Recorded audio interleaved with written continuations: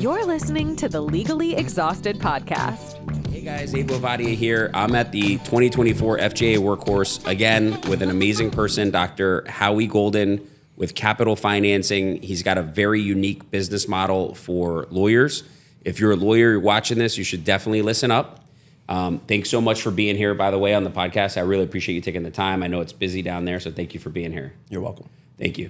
So you have a unique and interesting business model that's piqued my interest. I want to know more about it. I want the people watching this to know more about it. So my understanding is that you have a variety of funding options. You have funding for injury clients who might need a loan to get them through the case. Mm-hmm. You fund AR, medical treatment. Mm-hmm. But what's piqued my interest as a lawyer is that you are able to finance the hard costs that a lawyer will pay pre-suit and in litigation, whether it's medical records, expert witness, a filing fee. And let's talk a little bit about that. Sure.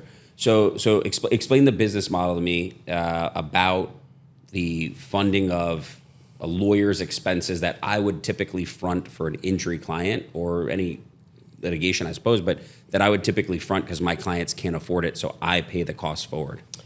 Yeah, I mean, when you really look at the business model for plaintiff lawyers, contingency lawyers, it's flawed. It mm-hmm. hasn't been changed in 50 years. Mm-hmm. And the status quo has never been challenged. Mm-hmm. And in around 2019, I was asked to get involved with helping pay for costs involving TBI testing, which was very expensive, very cutting edge. But lawyers were struggling paying the large costs, and the companies wanted to get paid up front. So I started looking at that to help facilitate payments through what we call litigation financing. I had never broached that before, and it went really well. I thought it was really interesting. And I realized that I can take this idea and look at all costs involved with expenses to a case. Mm-hmm. And it came really clear to me that lawyers were struggling with cash flow, but they don't talk about it. Mm-hmm. Young lawyers, when you start asking questions, you find out that they can't afford to carry the cost, the burden of a case, and are having to give cases to other lawyers and split fees. Mm-hmm. Even though they're capable, talented to do it, they had to give cases up to others.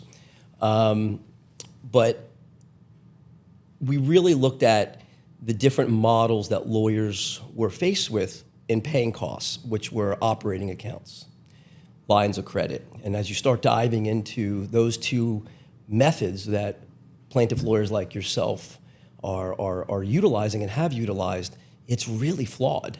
Mm-hmm. The idea behind a lawyer putting their own money into a case, most of them don't even know how much money they have tied up in cases, which is kind of scary. Yeah, I have no clue how much I have tied up in cases, but I'd imagine it's several $100,000 tied up in cases. If you look at my PIP litigation, it's high. Yeah. So my PIP litigation. Yeah, and most lawyers don't even think about that. They'll tell you that I don't even know how much I have until I settle the case and then money comes back. Yeah. But when you really think about it, it's almost like a Ponzi scheme. You're putting money out, you get it back, you put it back out. Yeah. So they don't know any different. They don't think this is a bad model because they've never been questioned on it. Yeah. And there's never been a better mousetrap. But when you think about it, you're giving your clients thousands of dollars. You're not charging them any interest. It's free money. Mm-hmm. You're tying up your firm and your business's money for years that could be used in other aspects of your business to grow your business. Mm-hmm. But of course, you're also taking risk. And there's never a guarantee that the outcome is going to be successful. And of course, you're not going to chase your client down. If something goes wrong, you take that loss. It's just a bad business model. Mm-hmm. When you look at the line of credit consideration, that's a whole other ball of wax. Most law firms don't even know the interest rates they're paying. We all know that it's doubled in the last couple of years. Yeah, I had to cancel my line of credit because it went up too much. I said, it's not worth it for me. It's not worth it, but a lot of other law firms don't have an option. Mm-hmm. But when you really dive into it and you start asking the questions, you find out that they are not even charging their clients back the interest that's being charged by their banks. Mm. Many of them also are also taking the risk. Obviously, that's a personal guarantee. If they lose the case, they still got to pay it back. But one of the big challenges with lines of credit is the ability to get a line of credit. If you're a young lawyer, you leave a law firm, you need to go to, you need to start your firm. You don't have the collateral, you don't have the history, you don't have what the bank needs in financials to get it. Mm-hmm. If you do have the luxury of getting lines of credit, the struggle or the stress of going through the process for a lot of law firms is a lot. Mm-hmm. So you have minorities that simply can't get lines of credit. It's kind of under the radar. But this is the reality of what we see. So those two models I looked at and said, well, there's got to be a better way. And getting lawyers that are typically contrarian to change the way they do things is difficult. But you got to get them to see things a different way, which has really been the goal that we've set out over the years and perfecting a model. So when I say to you, Abe, why you as a law firm, why are you paying for your client's case expenses? There's only one reason why you or any contingency lawyer and everywhere in the country is actually covering case costs. Do you know why that? You know what that is? Client can't afford it, and that's just how it is. There you right? go. That's it. There's no other option. Yeah. There's no other option. There's no other option. Think about it. Yeah. So my thought was, how can we make this where the client is invested in their own case? They're the ones benefiting by you going out and getting experts and paying $15,000 for an expert. Accident reconstruction is for $25,000. Life care planners, like you are putting it all together to bring value to their case that they can't afford. So what if we can find a way that we bring them in where they're actually responsible for the payments of these, not the law firm, that now they're benefiting from it, but there's a cost for that. And that's where we came into this case expense model. So it's not litigation financing. We call it case expense. And the reason why is because we do it in pre-litigation. We do it in litigation. Some law firms will use us from birth to death of a case, even for filing fees, because a new law firm, cash flow is really important. Yeah. So you don't think about it. A law firm can stroke a check for $500, $1,000, not think twice. You have 100, 200, 400 clients. You have a lot of pre-litigation, it adds up. So you think about that. So some are using us for that. Some are using us just in litigation. Some lawyers have us invest in the cases after a certain threshold. There's no rhyme or reason. But the key is that we're now essentially paying the cost on behalf of the client, for the client. They're not writing a check. But when the case settles, the fees that we charge for that are taken from the proceeds of the settlement that would normally go to them. Okay, so let me ask you. I just want to clarify on that. So I get a bill from a life care planner, or I get a bill from medical records expense, $200.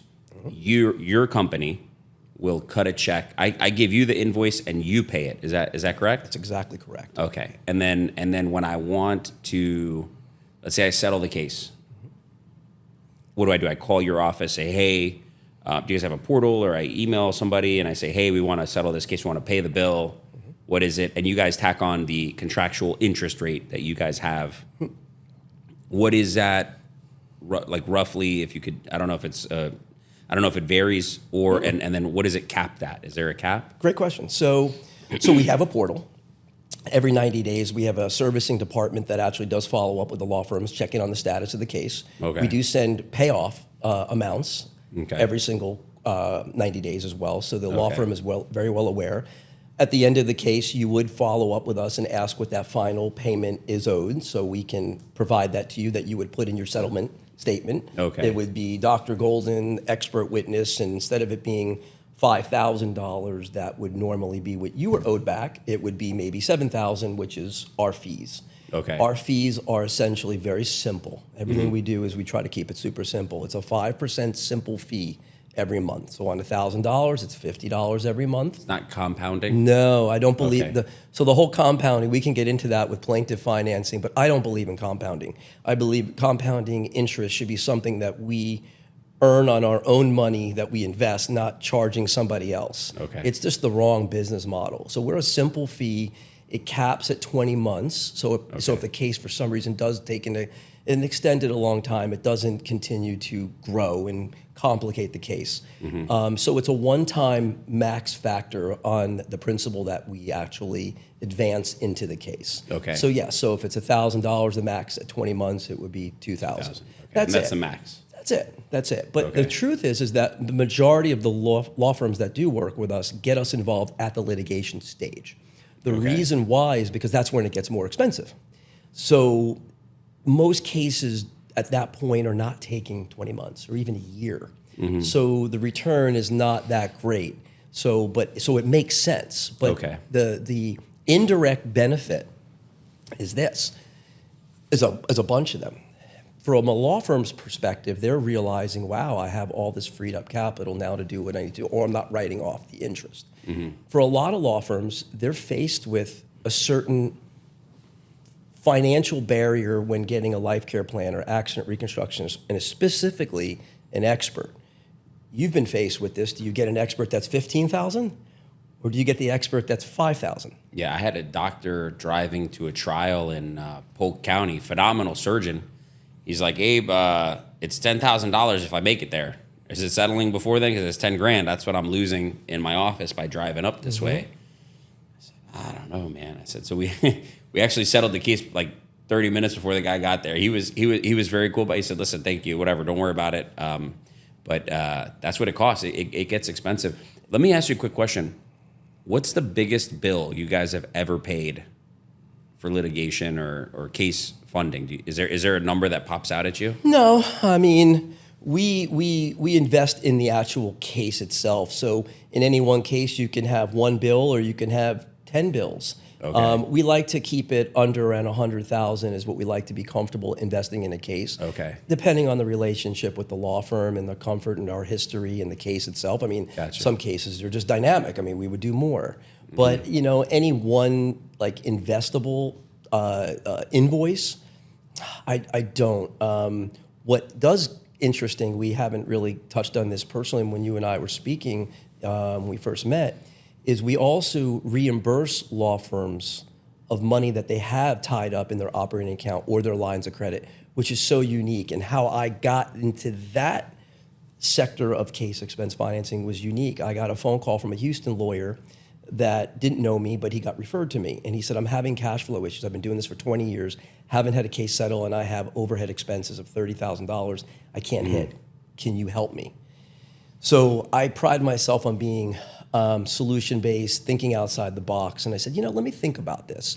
Now, I'd been doing case expense financing, but financing those costs that needed to be paid as they were coming up. Somebody gets a bill, they give it to you, you pay it. And capital financing pays it. Yeah. But how can I help this guy? So I first thought to myself, well, can I reimburse him? So I said, I said to the attorney, I said, Ralph, think about your best cases that you have. And think about how you can accumulate an aggregate of $30,000 between multiple cases.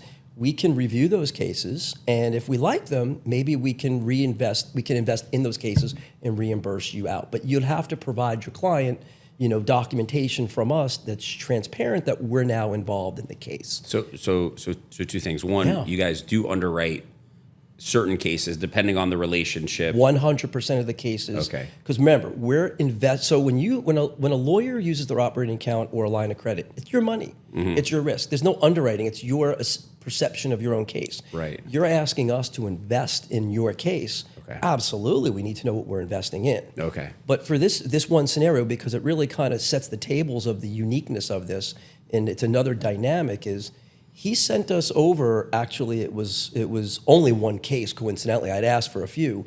He sent over a fantastic case to us. And he had a lot of money tied up. We liked it so much that we literally reimbursed him $32,000, which was enough to cover his overhead for that month. He coincidentally settled the case, I think, 45 days later for $750,000. But I saved him. Yeah. The model has evolved where when we approach lawyers about this and this whole case expense, when we determine and really uncover how much money they actually have tied up, or they're buttoned up against the limits of their line, which is a problem, because that affects how the business runs. We really start looking into how we can reimburse them and get them money back into their accounts, because really that money is better used as capital for that firm for a better purpose than getting stuck in a case. So we provide them with the necessary turnkey documentation that they provide to their client. It's very clear, it's very transparent. Clients have no problem, and they understand it. They understand the need to grow the case. But I want to go back to that expert because it's really important. I don't want to lose track of that. Yeah. Law firms are faced many times choosing an expert that is going to be involved in the case based upon the cost of the expert. It's a problem because there is a difference between one expert versus another. Yeah, of course. Not just the cost, but obviously experience. That could be the difference in the outcome of your case. But if you're a young lawyer or even an established lawyer but don't have great cash flow, it's a little bit daunting to put $20,000 into an expert versus $5. But when you have somebody like me that's a resource, that has institutional money, that has the ability to invest more, it now gives you that peace of mind that you're able to build your case more successfully, which wins. It's a win for everybody. That's something that people don't really think about, but the lawyers have to face that. So, So I've realized that is an impediment. It is a roadblock in these cases. So we remove that for these law firms, which is huge. The clients don't understand that. They don't see that, but they're getting the benefit of that too. Okay. I like that. You know, you got me thinking a couple questions. One, is there an average amount that an attorney pays in expenses pre-suit? Are you aware of that data? Pre-suit's small. I mean, we all know this. I'd say between $500 and $1,000 is typically what we see that we would have to invest. And those are usually the smaller firms, younger firms that are not as nimble. But they're using that $500 or $1,000 that we're paying to help themselves grow and scale their firms. So let's say it's $500. So it's $500. You times that by 1,000 cases that a firm might have. That's a significant amount of capital that you could come in and say, hey, let me alleviate that. Here's a check for, I'll pay those bills. You'll do it through reimbursement, but because it's already been paid, and you'll give them the cash, and now they can say, hey, I can go advertise with this money, use it wisely, do some, whatever campaign, bring in more cases. Because, I realized this in the pandemic when it hit. I started reading books, Grant Cardone, Measure What Matters, a bunch of other books, Death by Meeting, How to Run a Business, things like this. And I go, oh my gosh, I'm tied up. Until I retire, I will be receiving reimbursements until I retire from these injury cases because I've spent money on this case. It takes a year to settle. I spent money on this case. This case can end up in litigation. It's going to take 4 years to settle. And so when I'm retiring, I'm going to be getting all these little checks coming back into me of my own money, interest-free. And it got me thinking, and I said, man, that sucks. I want the money now. So it kind of piqued my interest talking to you about it here. So you guys have this ability to help really throw money that's the lawyers already, give it back to them and say, hey, look, your client, they should pay for this. You can tie up your lawyer, be a better lawyer, and get more cases. Because the problem that I have is the more cases I get, the more I spend currently, right? So it's just that my overhead becomes larger and larger of this accounts receivable, if you will, that I'm holding on to. So this is for any plaintiff's contingency lawyer type of situation. And you guys, who was the first to put this cap on financing? Because I think I was probably the first to step up. Yes, you're welcome, all the lawyers out there. That was a softball, man. That was a softball. I appreciate that. I appreciate that. Thanks for the throw. Thanks for the easy one there. Yeah. So you guys decided from the beginning that you were going to put this cap on interest, right? Is that okay? Yeah. I'm going to touch on that for a second. I want to go back to one thing you said on the last thing about your epiphany that you just had with your own self. Yeah. I have a saying, and that is, stop being the bank and the lawyer. Yeah. And that's what you guys have had to do for so many years, is be both.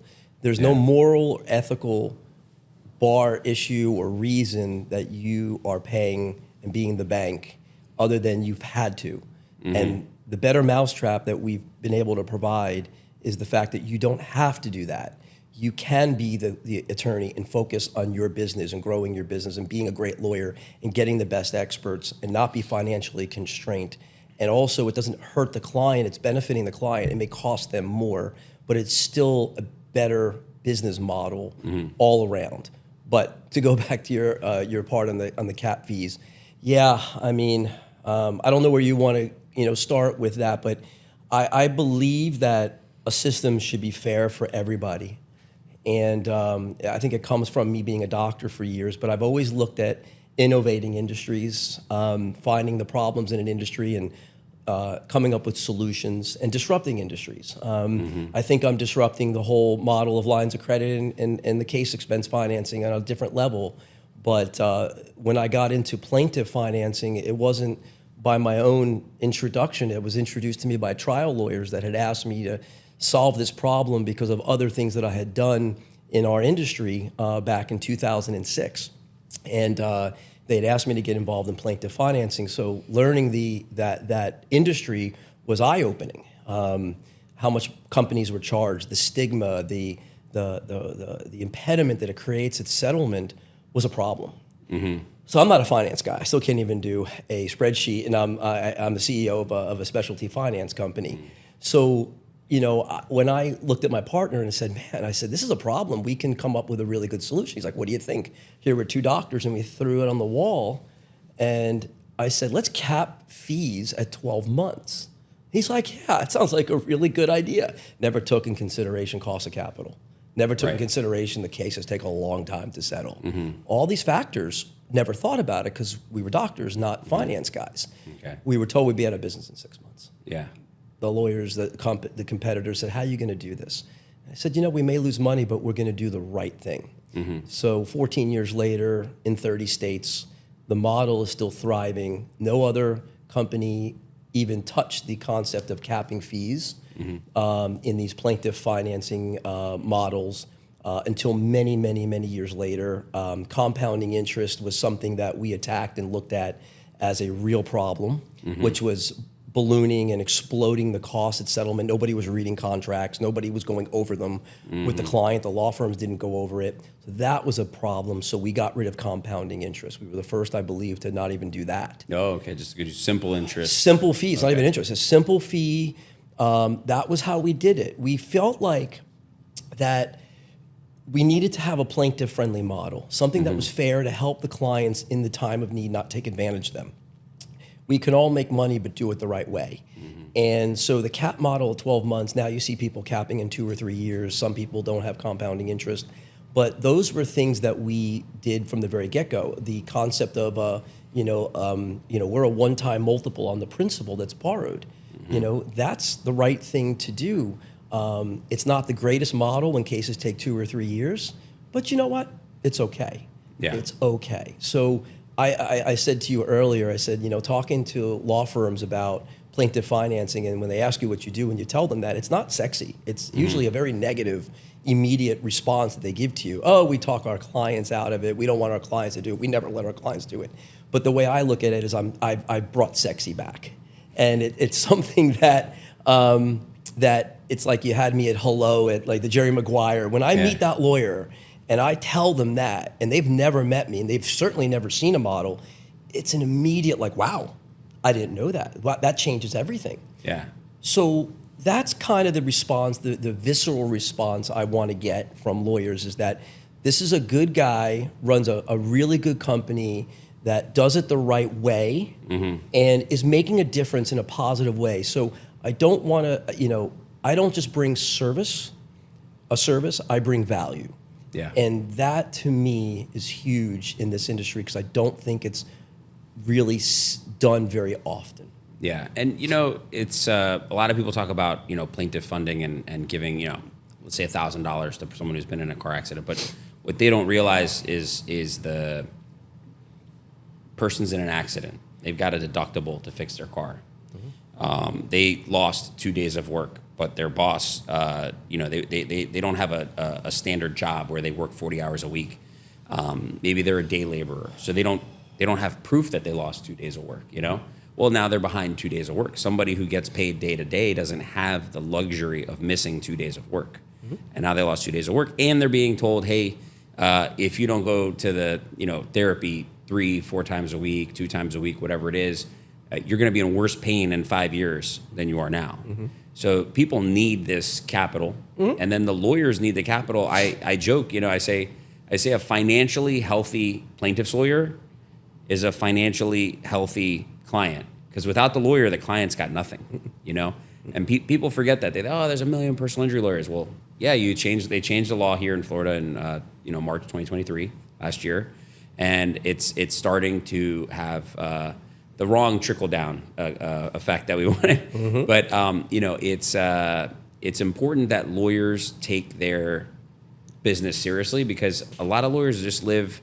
People don't realize paycheck to paycheck. Sometimes they have a couple bad months where they didn't settle that big case that they thought they were going to settle. And the last thing anybody wants is a lawyer to settle a case out of necessity to cover their overhead. Yeah. So someone like you can come in and say, hey, listen, there's another alternative. I'm thinking of The Mandalorian. They always say, this is the way. And it's like, well, wait a second, I got a different way. You're like the Mando 2.0. There's a different way. This is the other way. There you go. By the way, going back to case expense filing, what you just brought to light something that we never touched on, is this is a very underground written rule that people don't realize. I didn't realize it until I started asking questions and probing lawyers. There's a significant amount of lawyers, young lawyers, that, first 5 years, they're trying to find their way, and they have cash flow issues, and they can't make that overhead, and they haven't had an option. So what they have done, because they've told me, and this is not one or two, it's a good amount, they settle cases before the case really should be settled. They haven't maximized the value of that case because they didn't have the money to build that case. They had to make that ends meet. So they're settling and convincing their client to settle for their own personal needs, to cover their own overhead. Yeah. And the client would never know. Never know, and the lawyer would never tell anybody, because why would they? There's so many issues that are in this industry that have been plagued, that have been brushed under the carpet, that are real problematic, and nobody has really figured out how to make it better. And that's what I'm always trying to do. So financing shouldn't be a negative, like you said with the plaintiff financing. A lot of lawyers they don't realize that because I speak to the clients, and they're sometimes sour when the law firm doesn't allow them to take a loan. The lawyers are successful. They make a lot of money. They don't live in their shoes. They don't know what it's like. But at the same time, the industry has been its own worst enemy that has created the problem that lawyers don't want to do this, because to settle these cases can be very difficult. The clients forget that they took the money, and what have you done for me lately? It's money now, not later. It's all of that. So it comes on both sides. Now, it's funny, you asked me earlier about the most money I have invested in a case, but that was really on case expense financing. I actually remember the most I've ever spent in plaintiff financing, because the average advance in plaintiff financing for me, historically, is around $2,700 to $3,100. Okay. Even if a client even if we had to put $25,000 into one case over 5 advances, the average is still $2,700 to $3,100 historically, month over month, year over year. It's crazy. So when I have had to invest big money in a case, it really sticks out. So in my career, I've had probably a good amount that are $100,000 to $125,000 in one case.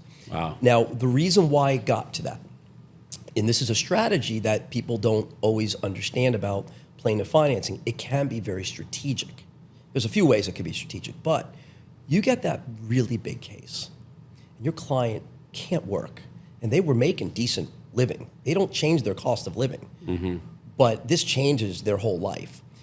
If plaintiff financing can allow the lawyers more runway to get to that next level, those extra mediations, those extra long, litigation needs that you have, the clients can't continue to absorb the impact personally. But if a financing company like us can keep them afloat, regardless of the costs that are owed at the end of the case, that can mean another $1 million, $2 or $3 or $500,000 for the law firm and the client at the end of the case, because we allow the client, because the client will be like, I need to settle, I can't pay my mortgage, settle I need now. money. I need money. Yeah. So the cases that I've seen that have gotten to that extremely large number are strategic plays where we're keeping them afloat monthly or bi-monthly to keep it going. And everybody's comfortable. They're comfortable. The attorney's able to go and do their work that they need to do. And I'm actually comfortable because the cases are really good.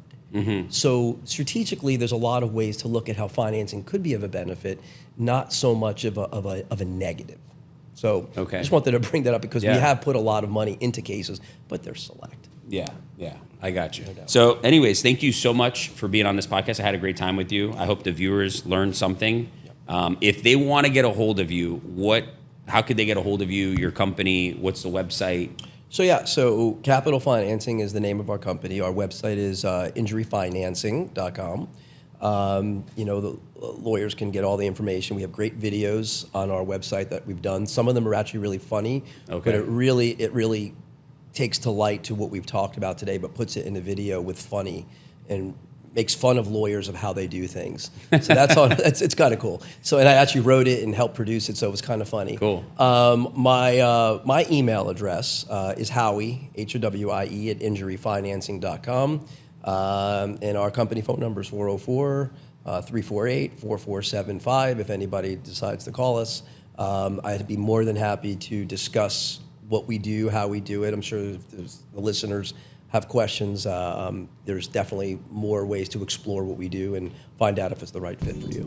Cool, awesome. So thank you so much for being on the podcast. Thanks for listening to the Legally Exhausted podcast.